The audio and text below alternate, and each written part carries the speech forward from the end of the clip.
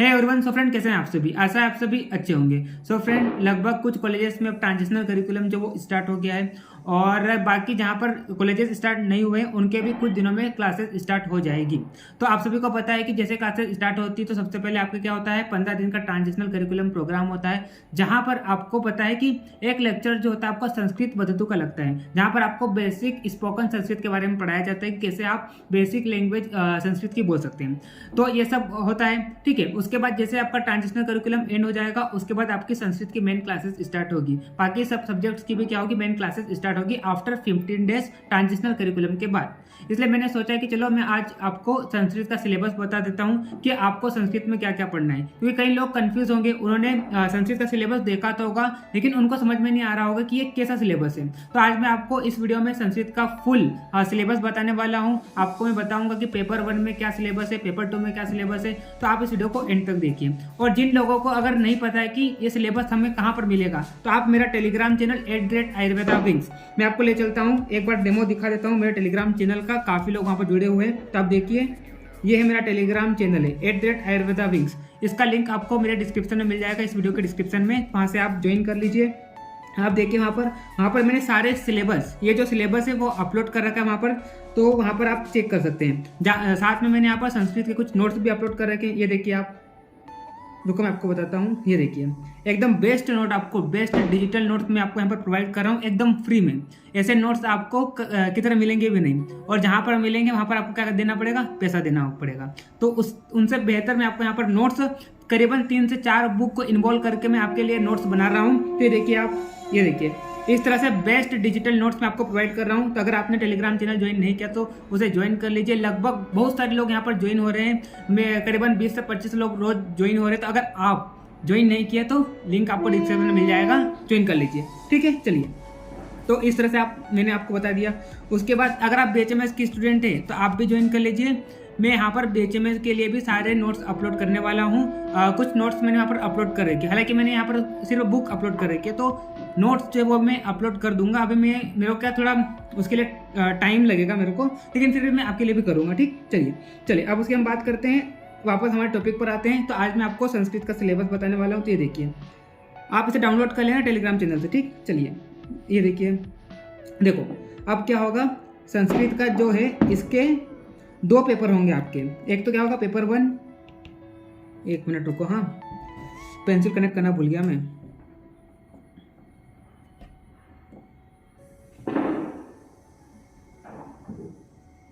One second,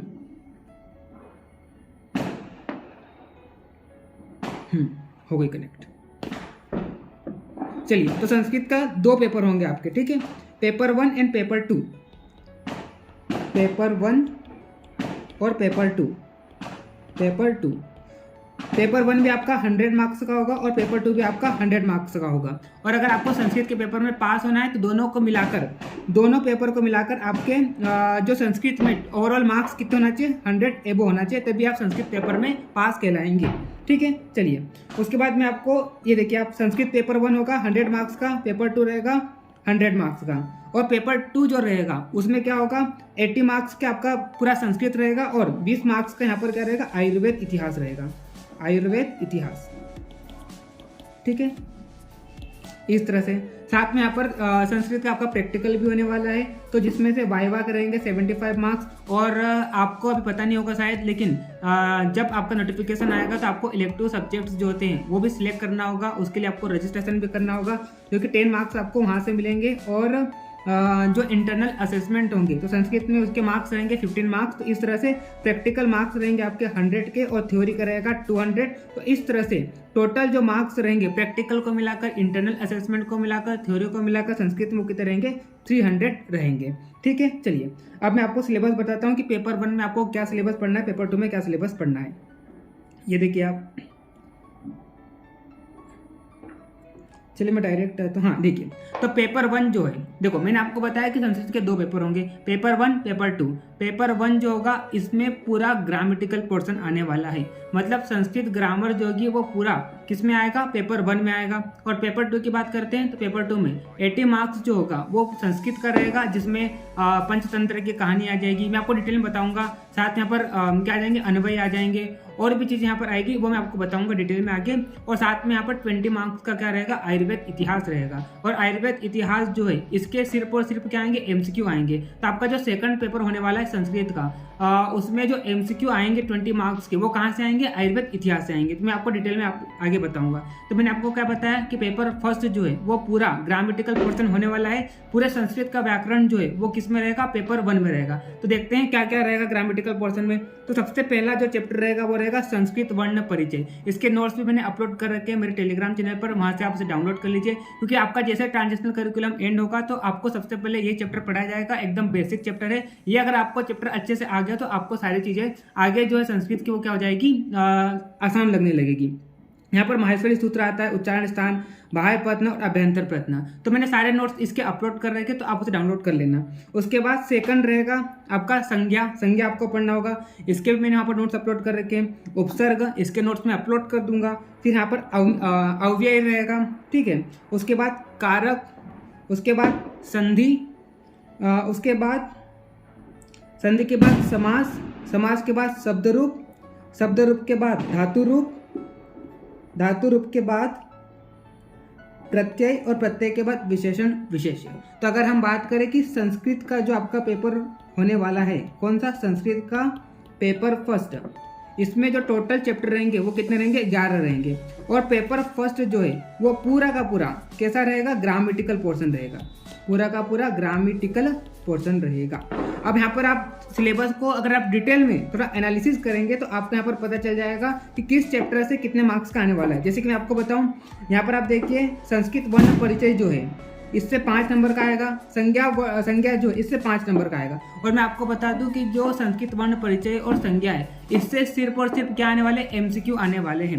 जैसे कि आप सभी को पता है कि पूरा 100 मार्क्स का जो पेपर होता है उसमें 20 मार्क्स के क्या होते हैं, MCQ होते हैं, और 80 मार्क्स क्या होती है, थ्योरी होती है। तो जो 20 मार्क्स के MCQ होते हैं उसमें सिर्फ और सिर्फ 10 नंबर का जो रहेगा वो इन 2 चैप्टर से आएगा। मतलब संस्कृत वर्ण परिचय और संज्ञा जो है इससे थ्योरेटिकल पोर्शन नहीं आएगा। तो इन 2 चैप्टर को आपको कैसे पढ़ना है कि आपके सारे MCQ बन जाए। क्योंकि इन दोनों चैप्टर से जो शुरुआत के, कौन सा, संस्कृत वर्ण परिचय और संज्ञा, इससे सिर्फ और सिर्फ क्या आने वाला है, MCQ आने वाला है। तो आपको MCQ के हिसाब से ही इन चैप्टर को कवर करना है। उसके बाद अगर हम उपसर्ग की बात करें तो 5 नंबर का रहेगा, अव्यय 5 नंबर का, उसके बाद कारक रहेगा 15 मार्क्स का रहेगा पूरा कारक, संधि रहेगी 15 मार्क्स की, और उसके बाद अगर हम समास की बात करें 15 मार्क्स, शब्द रूप की बात करें 10 मार्क्स, फिर धातु रूप की बात करते हैं ये भी 10 मार्क्स। उसके बाद अगर हम बात करें इसके प्रत्यय की 10 मार्क्स, और ये इस तरह से आपका पूरा 100 मार्क्स का पेपर फर्स्ट होने वाला है।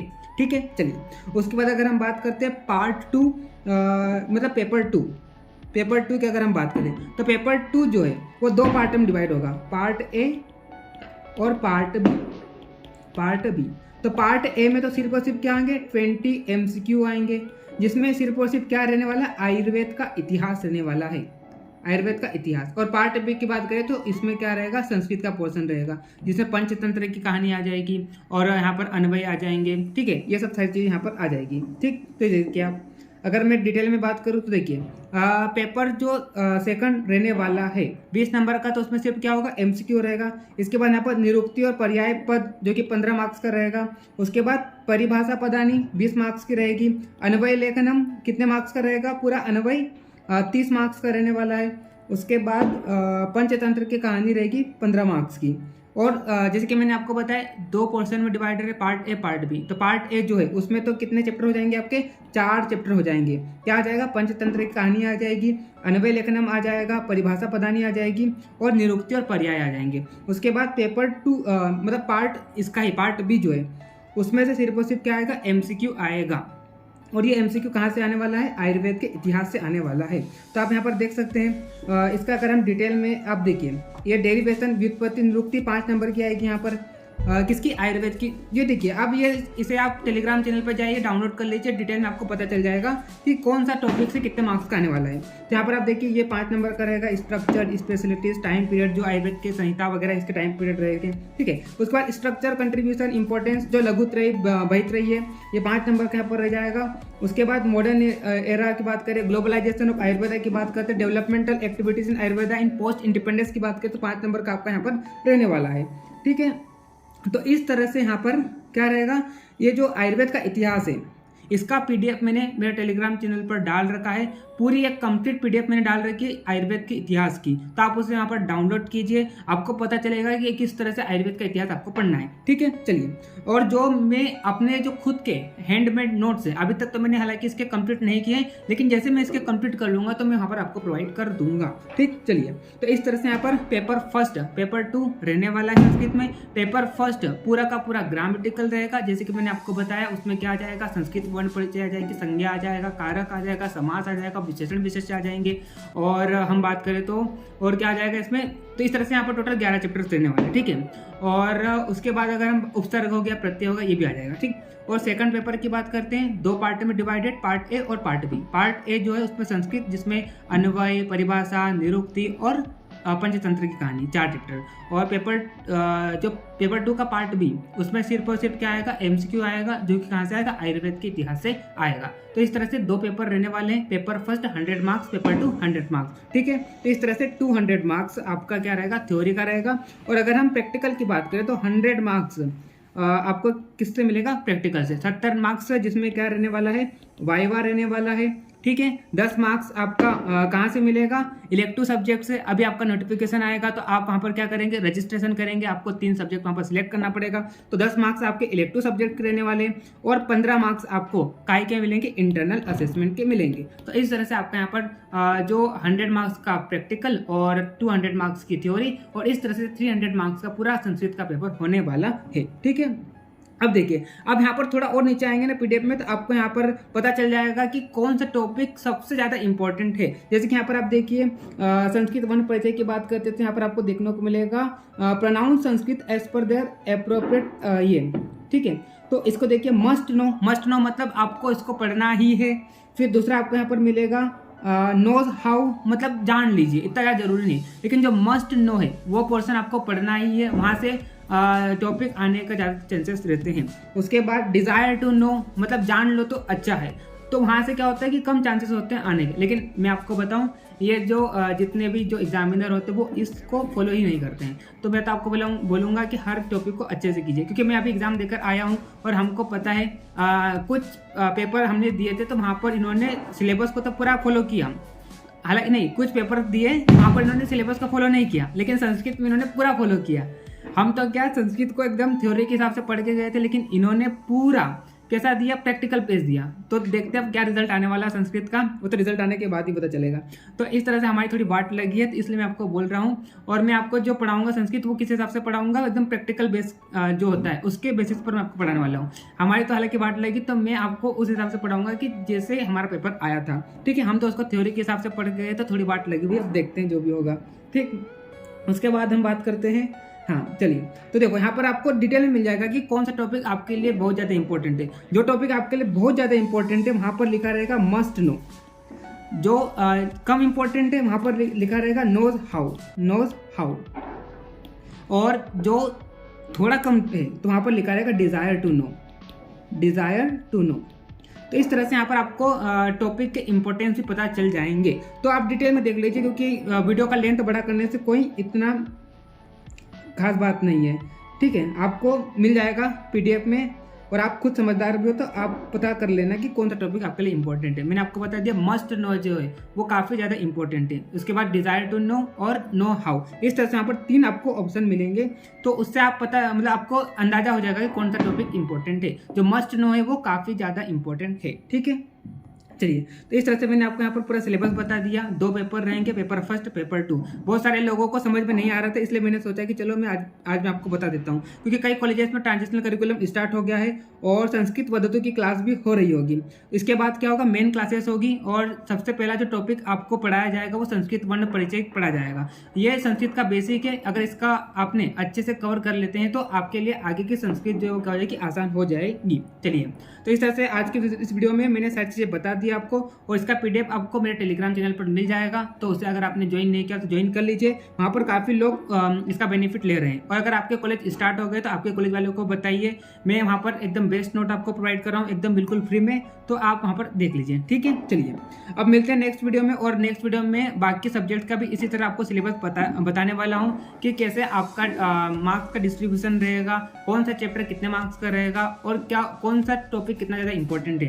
तो मैं नेक्स्ट आने वाली वीडियो में एक एक जो सब्जेक्ट उसको कवर करूँगा। तो चैनल को सब्सक्राइब नहीं किया, चैनल को सब्सक्राइब कर लीजिए और अपने दोस्तों को भी शेयर कीजिए ताकि उनको भी इस तरह की वीडियो का लाभ मिले। साथ में यहाँ पर आयुष की जो न्यूज़ होती है वो मैं लगातार अपने चैनल पर देते रहता हूँ। साथ में मैं काउंसलिंग से रिलेटेड जितनी भी इन्फॉर्मेशन होती है एकदम अप टू डेट इन्फॉर्मेशन मैं आपको देता हूँ। तो जो स्टूडेंट काउंसलिंग करा रहा है तो बिल्कुल आप भी चैनल को सब्सक्राइब कर लीजिए, आपको यहाँ पर काउंसलिंग से रिगार्डिंग सारी इन्फॉर्मेशन मिलेगी। सो गाइस मिलते हैं नेक्स्ट वीडियो में, तब तक के लिए ओके बाय, सी यू।